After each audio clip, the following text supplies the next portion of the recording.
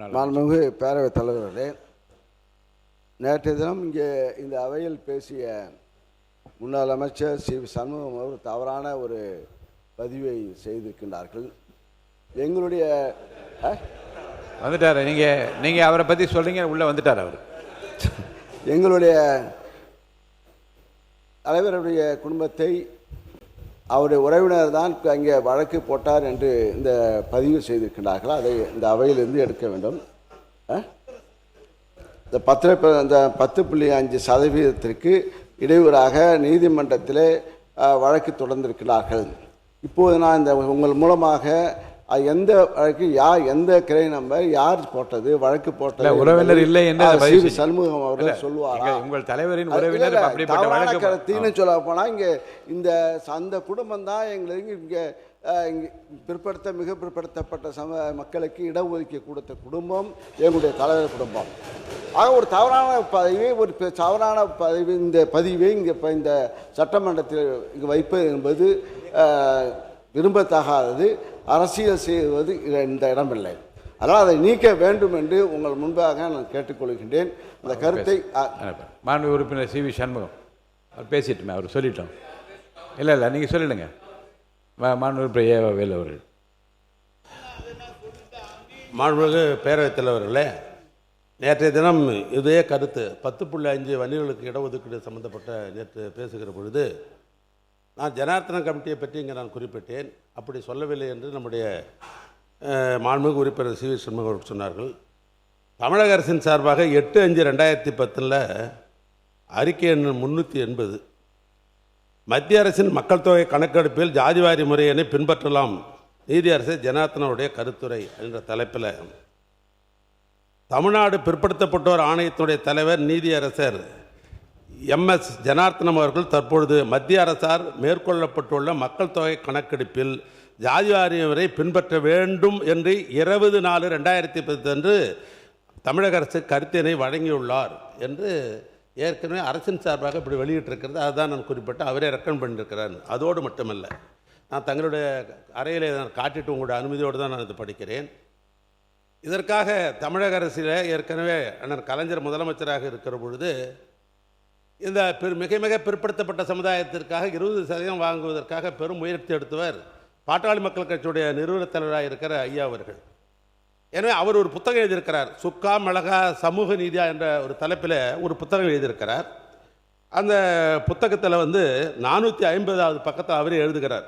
உயர்நீதிமன்ற தீர்ப்புன்ற தலைமையில் தமிழ்நாட்டுடைய ஜாதிவாரி மக்கள் தொகை கணக்கெடுப்பு நடத்த கோரி தொடுக்கப்பட்ட பொதுநல வழக்கு ஒன்றை விசாரித்த சென்னை உயர்நீதிமன்றத்தினுடைய நீதி அரசர்கள் எலிபி தர்மராவ் சிவஞானம் ஆகிய அடங்கிய அமர்வு நாடு முழுவதும் ஜாதிவாரி மக்கள் தொகை கணக்கெடுப்பு நடத்த வேண்டும் என்று மக்கள் தொகை கணக்கெடுப்பு ஆணையருக்கு கடந்த 2010 மே மாதம் ஆணையிட்டது. ஆனால் இந்த தீர்ப்பை பின்னாளில் உச்சநீதிமன்றம் ரத்து செய்துவிட்டது, ஜாதிவாரி மக்கள் தொகை கணக்கெடுப்பு நடத்தாமல் நின்றுவிட்டது என்று அவரே எழுதியிருக்கிறார்கள். ஆக திராவிட முன்னேற்ற கழகத்தை பொறுத்தளவிற்கு அது சட்ட பாதுகாப்போடு அந்த இனமக்களுக்கு 10.5 வர வேண்டும் என்பதுதான் திராவிட முன்னேற்ற கழகத்தை அழுத்தமான, அதே நேரத்தில் அதுக்கு நாங்கள் எப்பொழுதும் சொன்னோம், நாடாளுமன்றத்தில் கூட அது வருகிற பொழுது அதற்கு வேண்டிய உதவிகளை நாங்கள் முன்னிருந்து செய்வோம் என்று நேற்று சொன்னால் இதுதான் உண்மை நிலை. மாண்புமிகு உறுப்பினர் சி வி சண்முகம் அவர்கள். மாண்புமிகு பேரவைத் தலைவர் அவர்களே, மாண்புமிகு முன்னாள் அமைச்சர் அவர்கள் யார் வழக்கு தொடர்ந்தார்கள், அதற்கான ரிட் பெட்டிஷன் நம்பர் எல்லாம் கேட்கிறார். இல்லை, உறவினர் இல்லைன்னு சொல்றார். எங்கள் தலைவருடைய உறவினர். நான் இப்போதும் சொல்லுகிறேன், நன்றிக்கும் சொல்லுவேன், தெளிவாக சொல்கிறேன், நான் பொறுப்பேற்றுக்கிறேன். அந்த வழக்கை தொடர்ந்தது. நான் அதை சொல்லக்கூடாது என்று தான் நேற்றும் இருந்தேன்.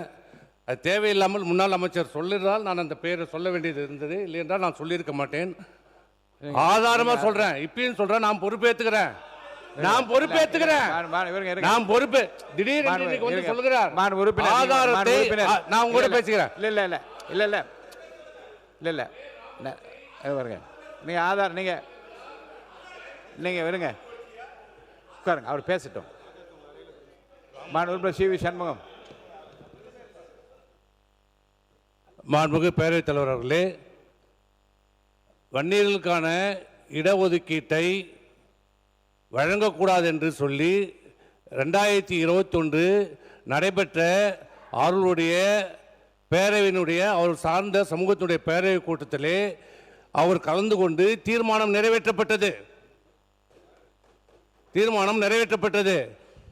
அவர் பெயரில் தான் மதுரை உயர்நீதிமன்றத்திலே வழக்கு தாக்கல் செய்யப்பட்டது.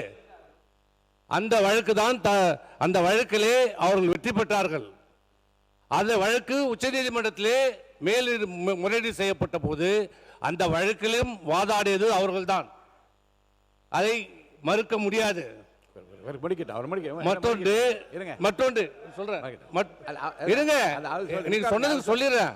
மற்றொன்று ஜனார்த்தனம் நீதியரசர் ஜனார்த்தனம் மத்திய அரசாங்கம் ஜாதிவாரி கணக்கெடுப்பை நடத்த வேண்டும் என்று சொன்னதாக சொல்கிறார். அவர்களுடைய பதிலே அதுக்கு பதில் இருக்கிறது.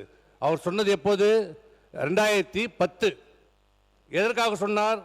மத்திய அரசாங்கம் அன்றைக்கு மக்கள் தொகை கணக்கெடுப்பை எடுக்கிறது. மக்கள் தொகை கணக்கெடுக்கின்ற போது மத்திய அரசாங்கம் அன்றைக்கு இருந்த யூபி அரசாங்கம், இவர் பங்கேற்றிருந்த யூபி அரசாங்கம் அன்றைக்கு அந்த மக்கள் தொகை கணக்கெடுப்போடு சேர்த்து ஜாதிவாரி கணக்கெடுப்பை எடுத்துக்கொண்டிருக்கிறார்கள். அதனால் அன்றைக்கு ஜனார்த்தனம் சொன்னது, மத்திய அரசாங்கம் மக்கள் தொகை கணக்கெடுப்பு எடுத்துக்கொண்டிருக்கிறார்கள், அதில் ஜாதிவாரி கணக்கும் எடுத்துக்கொண்டிருக்கிறார்கள், அதை நம்ம எடுத்துக்கொள்ளலாம் என்று சொன்னார். ஆனால் என்ன நடந்தது? நேற்று சொன்னபோது அவர் எப்படி ஜாதிவாரி கணக்கெடுப்பு எடுத்தார்கள்? ஓப்பன் என்ற எனுமரேஷன் முறையில் நீ உன் ஜாதியை சொல்லு. ஒரு ஜாதி 50 பேர், ஒரே ஜாதி 50 பேர் சொல்லுவாங்க. அப்படி சொல்லப்பட்டதால் அன்றைக்கு 2011 46,07,000 இல்ல நேற்றே நிறைய விளக்கங்கள் நான் சொல்லிடுறேங்க. நேற்றே உட்காருங்க. நான் பேசிடுறேன். உட்காருங்க. நான் சொல்லிடுறேன். உட்காருங்க. உட்காருங்க. உட்காருங்க. நான் முடிவு சொல்லிடுறேன். உட்காருங்க. மாண்பு உறுப்பினர் இருங்க.